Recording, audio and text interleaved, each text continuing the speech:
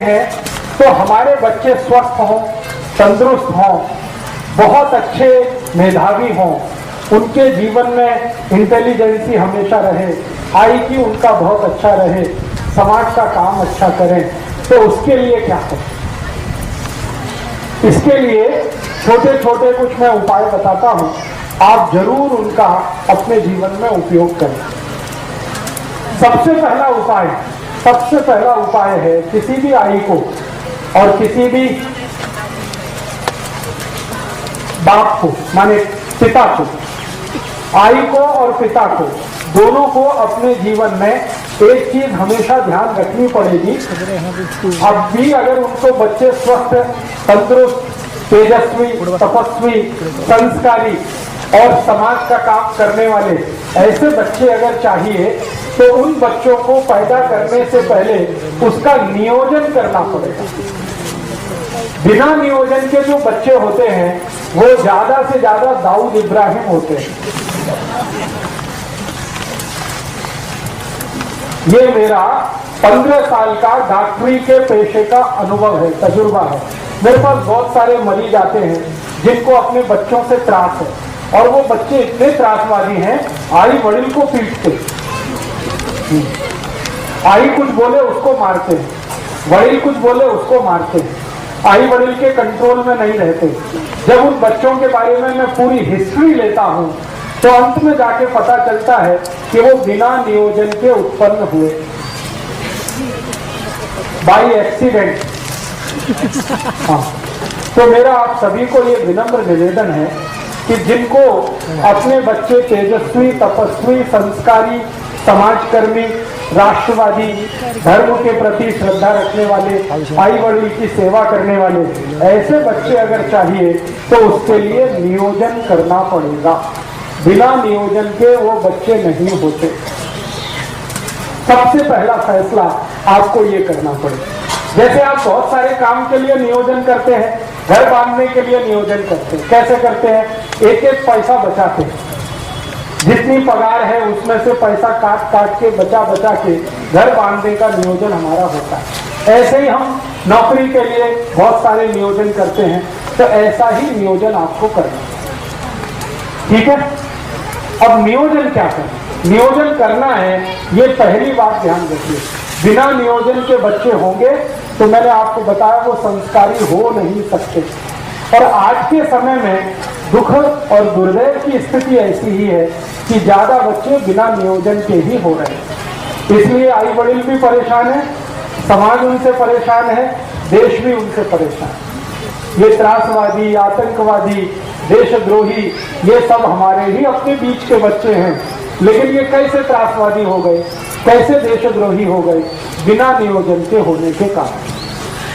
तो नियोजन करना पड़ेगा। अब नियोजन में क्या क्या करना पड़ेगा? सबसे पहला नियोजन, संस्कारी बच्चा अगर चाहिए, प्रतापी बच्चा चाहिए, आपको समाजकर्मी चाहिए, धर्मनिष्ठ चाहिए, राष्ट्र प्रेमी बच्चा चाहिए, तो सबसे पहला नियोजन संयम पालना पड़ेगा। ये सबसे पहला नियोजन। बिना संयम के अच्छे बच्चे नहीं हो सकते। तो संयम आपको अपने जीवन में रखना पड़ेगा। और वो संयम रखने का तरीका क्या है? संयम रखने का बहुत सरल तरीका है, ज्यादा समय ब्रह्मचर्य का पालन करना। ब्रह्मचर्य संयम पालने का सबसे बड़ा तरीका है, सबसे आसान तरीका, ये ब्रह्मचर्य का पालन करना। अभी मेरा जो फिजियोलॉजी और एनाटॉमी का अभ्यास है, विज्ञान का जो अभ्यास है, उस अभ्यास के हिसाब से मैं एक जानकारी देना चाहता हूं। इस जानकारी को आप गंभीरता से सुने, स्वीकार करें। स्त्री के लिए संयम पालना बहुत आसान है, पुरुष के लिए नहीं। माने जाए ब्रह्मचर्य का पालन किसी स्त्री को करना हो तो वो बहुत आसानी से कर सकती है, पुरुष के लिए ये संभव नहीं होता। क्यों? इसलिए कि ईश्वर ने स्त्री का शरीर ऐसा बनाया है जो पुरुष से ज्यादा अच्छा है क्वालिटी में। कुछ ऐसे हार्मोन्स हैं, कुछ ऐसे केमिकल्स हैं जो स्त्री शरीर में ही है, पुरुष शरीर में नहीं है। और वही हार्मोन स्त्री को ब्रह्मचर्य पालन करने में मदद करते हैं। तो स्त्री को ब्रह्मचर्य पालना अगर करनी है तो वो उसके लिए बहुत सहज है, सरल है, बहुत आसान है।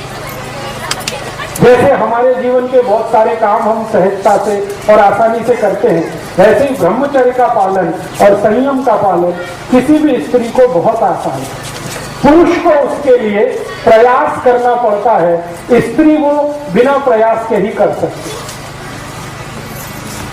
तो मैं ये बात जो कह रहा हूं वो सब भाइयों के लिए कह रहा हूं कि अगर अच्छी संतान चाहिए, तेजस्वी, तपस्वी, संस्कारी संतान चाहिए तो आपको ब्रह्मचर्य का पालन करना है। अब ब्रह्मचर्य का पालन करना है तो इसका मतलब क्या है? इसका मतलब सीधा सा ये है कि आप अपने जीवन का थोड़ा ऐसा नियोजन करो जिसमें ज्यादा आपको स्त्री के साथ संसर्ग ना करना पड़े। साल में 1 या 2 बार करें तो सबसे अच्छा, नहीं तो महीने में सिर्फ 1 बार। ऐसा आपको अपने जीवन में कुछ नियम बनाना पड़े। इस नियम का पालन करने के लिए संकल्प चाहिए। संकल्प के लिए आपको एक औषधि की मदद लगेगी, तो वो आप याद रखिए, वो औषधि है आल का रस। आल, अदरक। तो अदरक का टुकड़ा अगर मुंह में रख के चूसते रहें तो ये हमारे संकल्प को मजबूत करने में बहुत मदद करता है। किसी भी तरह का संकल्प हो, ब्रह्मचर्य पालन का संकल्प हो, व्यसन मुक्ति का संकल्प हो, पैसे के पीछे नहीं भागने का संकल्प हो, अपने जीवन में साधारण तरीके से रहने का संकल्प हो, ये सभी संकल्पों में मदद करता है। तो हमें अच्छी संतान के लिए संयम का पालन ब्रह्मचर्य की मदद से करना है और कोशिश करनी है कि साल में 1 या 2 बार, नहीं तो महीने में ज्यादा से ज्यादा 1 बार, ये आपको करना है पुरुषों को। स्त्रियों के लिए ये सहज है, सरल है, क्योंकि भगवान ने उनको कुछ ज्यादा गुण दिए हैं, उनमें से एक गुण ये है। अब ये गुण होने का एक ही कारण है, मैंने बताया कि उनके शरीर में कुछ ऐसे हार्मोन्स हैं जो पुरुष के शरीर में नहीं। अब उन हार्मोन्स का नाम लेके कॉम्प्लिकेशन नहीं करना चाहता, बस आपको समझाने के लिए। तो आपको बच्चों का नियोजन करना है और नियोजन इस तरीके से करना है। पहला कदम उस नियोजन का संकल्प करना ब्रह्मचर्य का। दूसरा, नियोजन का दूसरा भाग क्या? दूसरा भाग आपको नियमित रूप से अपने जीवन में चूने का इस्तेमाल करना। चूना मैंने बार बार आपको बोला है, ये दोनों को इस्तेमाल करना है, स्त्री को, पुरुष को। तरीका मैंने बता दिया है, दही में डाल के, पाक में मिला के, रस में मिला के, जैसे भी आपको लेना है। 1 ग्राम चूना, ये दूसरा हिस्सा। तीसरा, आपको खान पान का ध्यान रखना। खान पान का ध्यान कैसे रखना है? अगर आपको आपके जीवन में ऐसे बच्चे चाहिए जो छत्रपति शिवाजी महाराज जैसे हों, राणा प्रताप जैसे हों, तो खान पान का बहुत आवश्यक ध्यान रखना पड़ेगा। वो ध्यान कैसा रखना पड़ेगा? आपका भोजन सात्विक होना है। सात्विक भोजन होने का माने मांस नहीं खा सकते, मदिरा नहीं पी सकते, अंडा नहीं खा सकते, किसी भी तरह का मांस नहीं खा सकते, कोई भी मांस नहीं चलेगा। तो सात्विक भोजन का माने निरामिष भोजन, सात्विक भोजन का माने शाकाहारी भोजन, सात्विक भोजन का माने बगैर अंडे का भोजन। ये सात्विक भोजन का आपको अपने जीवन में पालन करना ही पड़ेगा, बिना उसके आपके बच्चे तेजस्वी तपस्वी नहीं होने वाले। तो भोजन करते समय ये ध्यान रखें, मांसाहार का सेवन ना करें, तो शाकाहारी जीवन ज्यादा हो। शाकाहारी जीवन में कुछ चीजों का उपयोग भरपूर करना है, जैसे गाय का दूध, गाय के दूध का दही, दही की ताक, ताक में से निकाली हुई लोनी, लोनी से निकाला हुआ घी, ये ज्यादा उपयोग करना।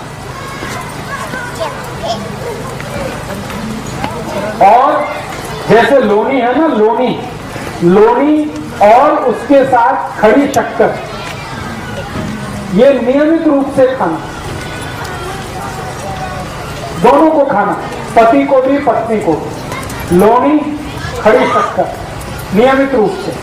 सूप ना भी खाएं तो चलेगा, लेकिन लोनी और खड़ी शक्कर नियमित रूप से लेना। लोनी जो है ना, मक्खन नहीं है, मक्खन अलग है, लोनी अलग है, समझते हैं ना। वो दही में वो चलाते हैं, मराठी में क्या कहते हैं उसको, मथानी, रई, तो रवि चला के जो निकलेगा वो लोनी। मक्खन जो है वो दूध से ही निकाला जाता है सीधे, तो लोनी खानी है, मक्खन नहीं। तो लोनी और थोड़ा सा खड़ी शक्कर नियमित रूप से दोनों पति पत्नी उपयोग करें। कितना लें, मात्रा कितनी हो, कम से कम 25 ग्राम लोनी और 5 से 10 ग्राम खड़ी शक्कर।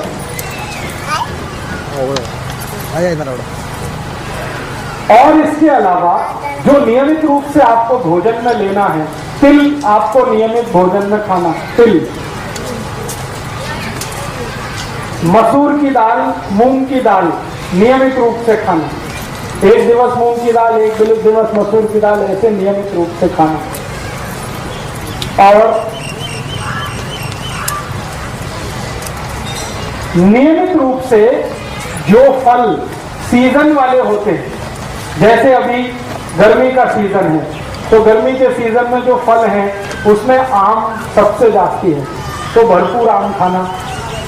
थोड़े दिन में सीजन बदलेगा तो फल भी बदलेंगे, तो सीजन वाले जो फल है वो भरपूर खाना। जैसे संतरा आएगा, मौसमी आएगी, द्राक्ष आएगा, सीजन के हिसाब से। तो अभी आम है, आम के बाद कुछ, फिर उसके बाद कुछ, उसके बाद कुछ, तो ये सीजन वाले फल भरपूर खाना है। और फल कभी भी भोजन के साथ नहीं खाना है, अकेले खाना। केला हो, दूसरे फल हो, वो भोजन के साथ नहीं, अलग से खाना। जैसे भोजन किया उसके 2 तास बाद या 2 तास पहले फल खाना, या तो फल सुबह सुबह नाश्ते में भरपेट खाना, वो सबसे अच्छा है।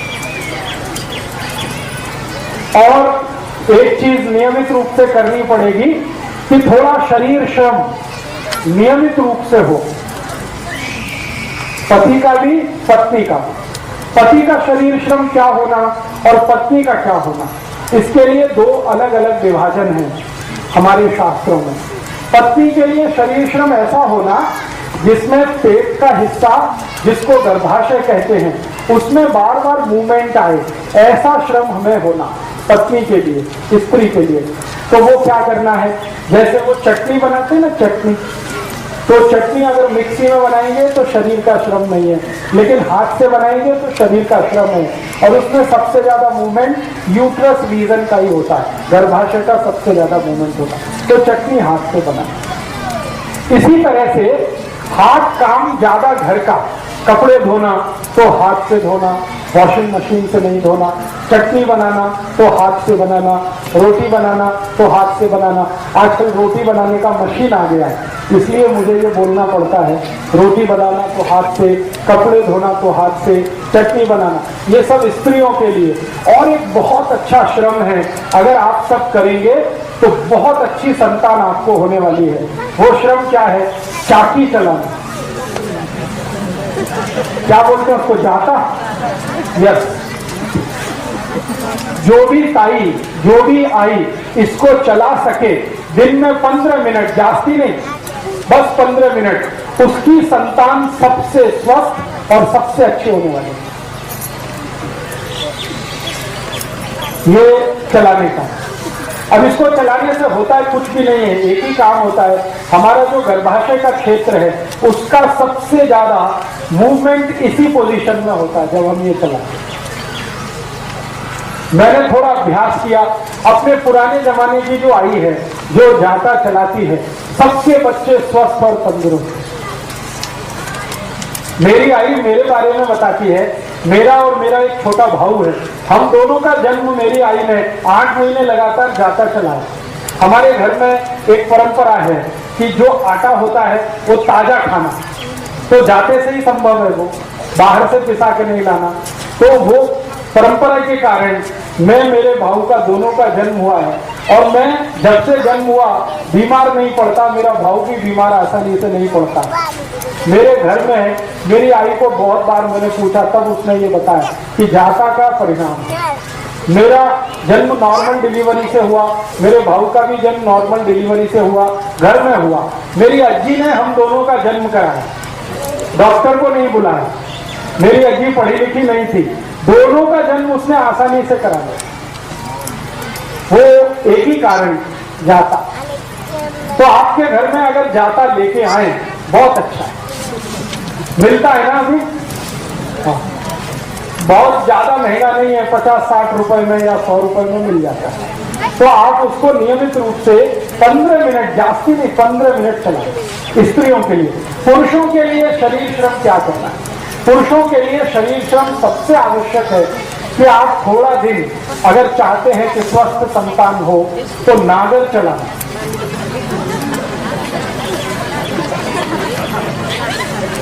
नागर चलाना। अभी नागर चलाना उनके लिए तो आसान है जिनके पास खेती है और बैल है। जिनके पास खेती नहीं है उनके लिए थोड़ा मुश्किल है। तो उनको क्या करना पड़ेगा? नौकरी करते हैं बैंक में, बीमा कंपनी में, अभी तो हम नागर नहीं चला सकते, तो उसके बराबर का एक दूसरा श्रम है, उसी के जैसा श्रम है, सीढ़ियां चढ़ना और उतरना।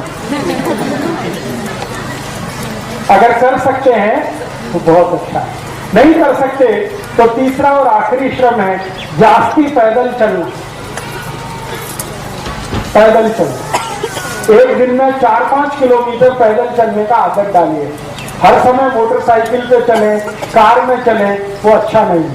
थोड़ा 5-7 किलोमीटर पैदल चलने का अभ्यास हो, नहीं तो नागर चलाने का हो, नहीं तो सीढ़ियां चढ़ने।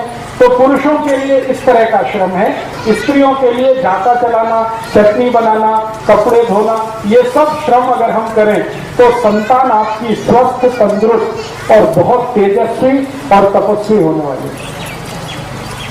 तो ये नियोजन के कुछ काम हैं। और एक काम करना है हमें नियोजन के लिए, बहुत आवश्यक है वो।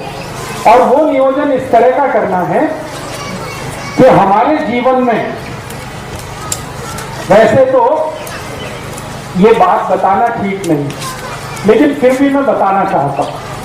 बहुत बार ऐसे मुझे पेशेंट आते हैं, वो मुझे कहते हैं कि राजीव भाई हमारे शरीर का रंग तो अच्छा नहीं है, काला है, थोड़ा डार्क है, लेकिन हमको हमारी संतान चाहिए, उसका रंग साफ होना।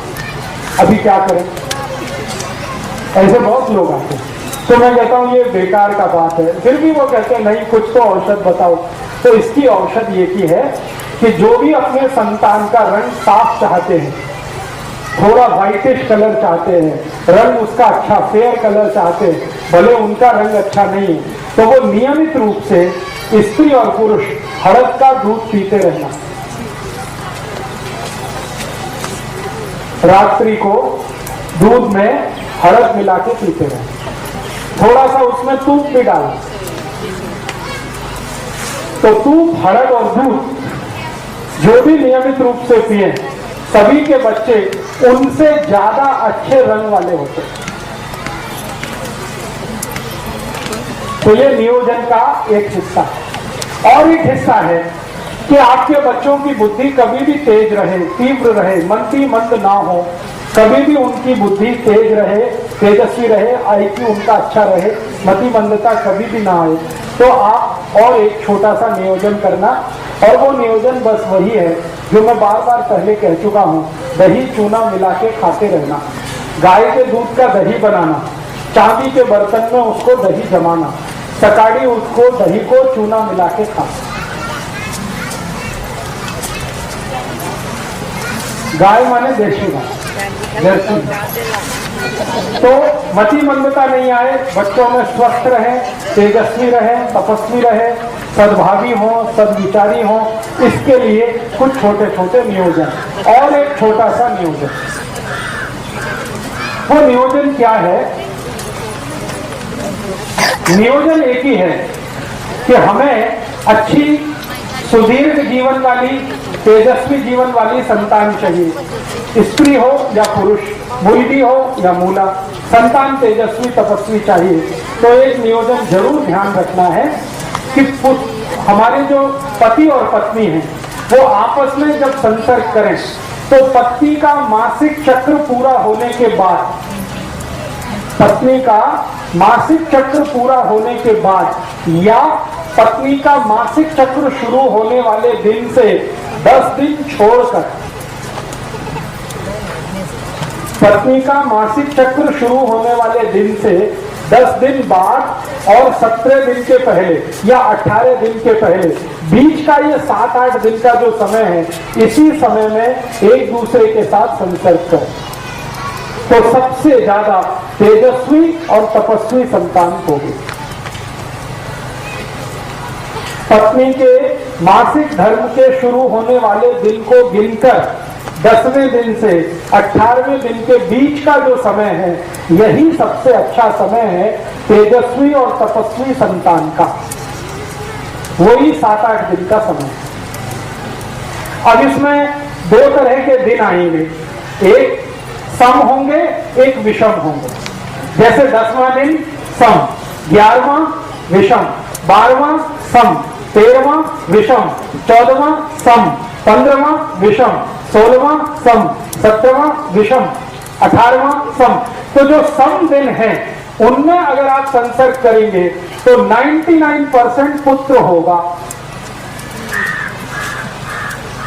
और विषम वाले दिन में संसर्ग करेंगे तो 99% पुत्री होगी। 1% इसमें अपवाद है और वो कहीं भी होता है। तो अगर आपको नियोजन करना है कैसा, अब व्यसन मुक्त युवक संघ में कुछ कार्यकर्ताओं के पास पुत्री है तो पुत्र चाहिए, तो उनके लिए ये माहिती मैं दे रहा हूं। और जिनके पास पुत्र है उनको पुत्री चाहिए, उनके लिए भी ये माहिती दे रहा हूं। सम दिन में जाएंगे तो पुत्र, विषम दिन में जाएंगे तो पुत्र। और एक और माहिती इसी नियोजन के लिए, आप जानते हैं महीने के 2 पक्ष होते हैं, एक शुक्ल पक्ष और दूसरा, तो जो शुक्ल पक्ष है, इस शुक्ल पक्ष के दिनों में अगर आप संसर्ग के लिए जाते हैं तो 99% आपके बेटे या बेटी का जन्म जो होने वाला है वो बहुत प्रतापी, तेजस्वी, लड़ने वाला, भिड़ने वाला होगा। छत्रपति शिवाजी, राणा प्रताप, ऐसे जो हमारे देश में भगत सिंह, ऊधम सिंह, चंद्रशेखर आजाद, ये सब शुक्ल पक्ष वाले लोग हैं। शुक्ल पक्ष आप समझते हैं, जब चंद्रमा लगातार बढ़ता हुआ होता है। और कृष्ण पक्ष उसका उल्टा।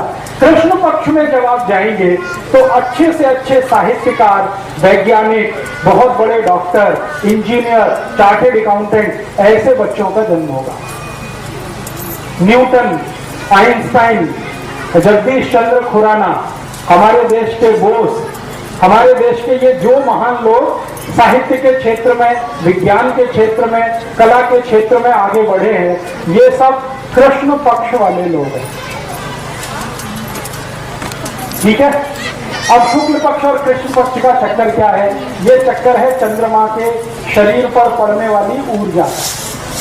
आप जानते हैं कृष्ण पक्ष में चंद्रमा नहीं होता और शुक्ल पक्ष में चंद्रमा बहुत तीव्र होता है। चंद्रमा की तीव्रता अपनी नहीं है। आपको मालूम है चंद्रमा का प्रकाश कहां से आया? सूर्य से। तो चंद्रमा की तीव्रता है तो वो उसकी अपनी नहीं है, सूर्य की तीव्रता है। तो आप समझ लीजिए शुक्ल पक्ष में सूर्य की तीव्रता है, तो उस दिन में जो संतान आएगी वो सूर्य जैसी ही होने वाली है। सूर्य कैसा है? जला के सबको राख कर दे, ऐसा। राणा प्रताप, छत्रपति शिवाजी, संभाजी महाराज, ये सब ऐसे ही लोग हैं जो शुक्ल पक्ष वाले। और आपको चंद्र पक्ष में, चंद्र पक्ष माने सूर्य का प्रकाश नहीं है, चंद्रमा का प्रकाश है, तो उस समय के नियोजन में जो संतान होगी वो दिमाग वाली होगी, शरीर वाली नहीं, जिसका ब्रेन बहुत चलेगा, इंटेलिजेंसी उसकी कंप्यूटर से जैसी, उससे भी ज्यादा तेज होगी। दुनिया में सारे दिमाग के काम करने वाले लोग चंद्र पक्ष के पैदा हुए और शरीर से लड़ भिड़कर साम्राज्य स्थापित करने वाले लोग शुक्ल पक्ष के पैदा हुए। तो नियोजन आपको करना है, माहिती मैं दे रहा हूं। तो आप तय करिए आपके जीवन में क्या चाहिए। अब एक संतान आपके पास है, मान लो शुक्ल पक्ष वाली, तो एक चंद्र पक्ष वाली जरूर करना, क्योंकि दुनिया में दोनों की जरूरत है।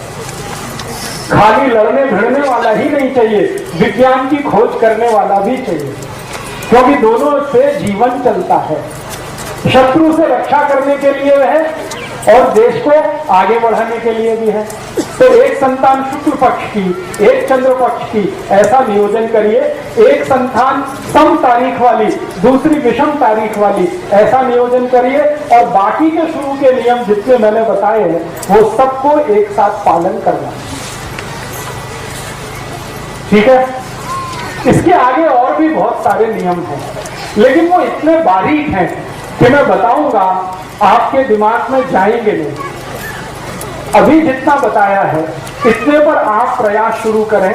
उसके बाद बारीक नियम अगर जानना है तो एक पुस्तक मैंने लिखी है, भागवत जी के सूत्र पर 3 पुस्तकें मैंने लिखी है। स्वदेशी चिकित्सा भागवत अष्टांग हृदय के आधार पर भाग 1, 2, 3 बारीक बातें हैं, उनसे पढ़ सकते हैं। मोटी जितनी बात है वो मैंने आपको बताई। तो ठीक है, मैंने कुछ माहिती दी है, आपके समझ में आई है कुछ? तो बहुत अच्छा। अगर आप ये समझ पाएंगे तो बहुत अच्छा है। एक बात को मैं फिर रिपीट करता हूं, इसको हमेशा याद रखिएगा कि आपकी संतान अच्छी हो, तेजस्वी हो, तपस्वी हो, तो खान पान में जितने नियम बताए हैं एक बराबर याद रखना। लोनी और खड़ी शक्कर ये रोज खाना। लोनी आप समझते ही हैं, खड़ी शक्कर आपको माहिती है। लोनी और खड़ी शक्कर रोज खाना, दोनों को खाना, पति को भी पत्नी को भी। जी।